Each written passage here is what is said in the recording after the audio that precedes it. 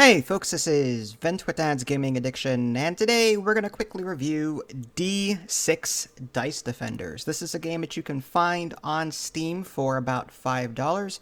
I've also covered this free-to-play alternate version on my iPhone. That game was called Deep Space Dee-6. So if you don't want to pay $5 for this version, there's a very extremely similar version to it on the iPhone. I don't know if it's on Android as well. I guess it is. So what is this game all about? Well, it's about dice rolling and spaceships and dealing with threats. Now, there's a lot of RNG in this game, random number generating. So if you don't like the idea that your run may turn sideways due to no fault to your own, then you may not want to play this one. That being said, this game is a lot of fun to play, despite the fact that you might rage quit every now and again, as I've done. But still, it's worth mentioning a quick shout out to Ida Lee, who spent $5 and bought this game for me. She's a big fan of dice manipulation games and thought I would like it. I like dice manipulation games, so I too like it. So, in this game, there's a custom battle that you can embark on if you want to, but you have to unlock 200 threat cards before that mode is unlocked. To unlock threat cards, you play the game in other modes. There's random battle, campaign, standard battle. There's even a tutorial so you can learn how to play the game. There is a settings menu, and in the settings menu, you can enable and disable a number of things. You can even make the game easier if you want to by disabling bosses, special infirmaries, support ships, that kind of thing. It reduces the amount of reward that you get at the end of your run. So if you want to make the game easier, you can. You just don't get as many good things, as far as rewards go. Typical, screen resolution options, game speed options, sound, music sliders. You can even adjust the backdrop speed if you don't like the idea of the background moving and making it dizzy. You can turn that off or just slow it down, which is nice. Even big dice. You can even change your shield color too. I like that as well.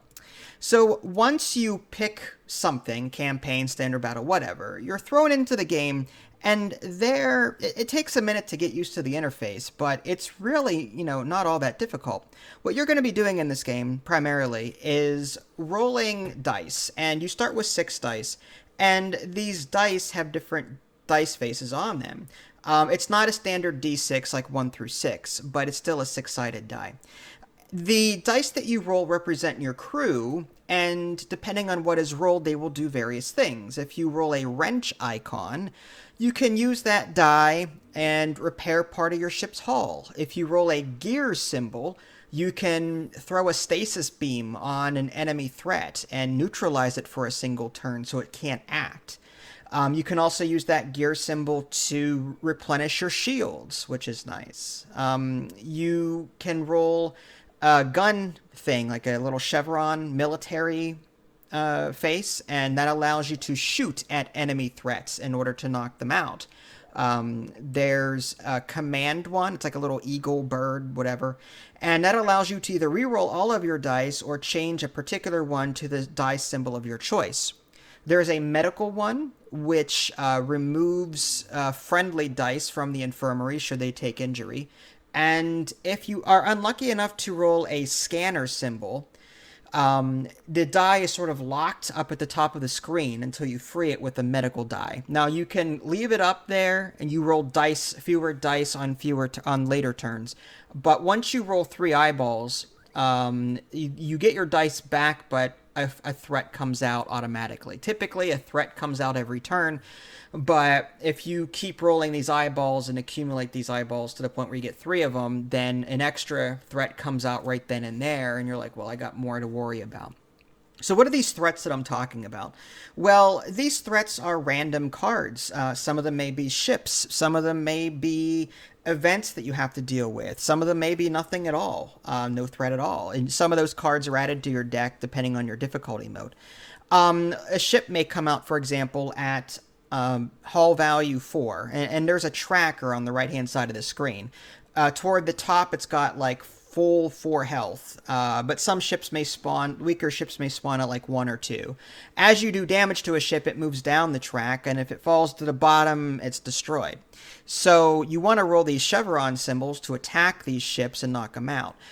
If they are there at the end of your turn, a threat die is rolled on a 1 through 6, depending on what the enemy rolls. All of the different threats may activate. The threat will tell you what dice will activate that threat. So if one ship has a die symbol 1 and 2 on it, if a 1 or 2 is rolled at the end of your turn, then it will activate and do damage to you, whatever it says on the ship. So yeah, and the trick is keeping that tracker board clear so that you don't got all these threats lined up. If you got 3 ships lined up on that tracker and they all have a 1 or 2 or 3 on it, and a 3 is rolled at the end of your turn, all 3 of them will attack you and do a crap ton of damage. So you're trying to damage control. You're trying to keep yourself alive by replenishing shields, repairing all, at the same time knocking these threats out. Now, not all threats can be dealt with just from laser attacks from your chevrons. Some threats are events like, some are really nasty events that will buff the enemy until you throw a gear symbol at it in order to make it go away. So, those are other uses for other symbols that you may have.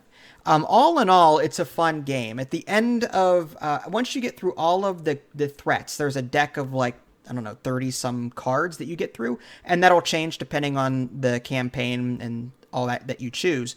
But once you get through all of it, typically you fight a boss, and that boss is nasty.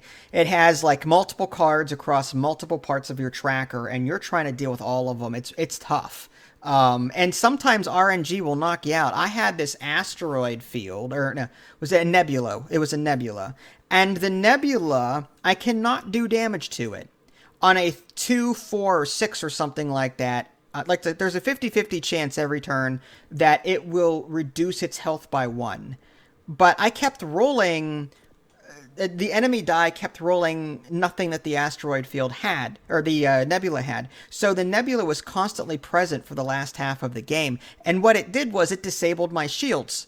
So I'm sitting there shieldless for 10, 15 turns, and the boss comes out, and I'm like, I have no shields because of this stupid nebula, and I can't, the enemy threat die will not roll what it needs to roll to get rid of it.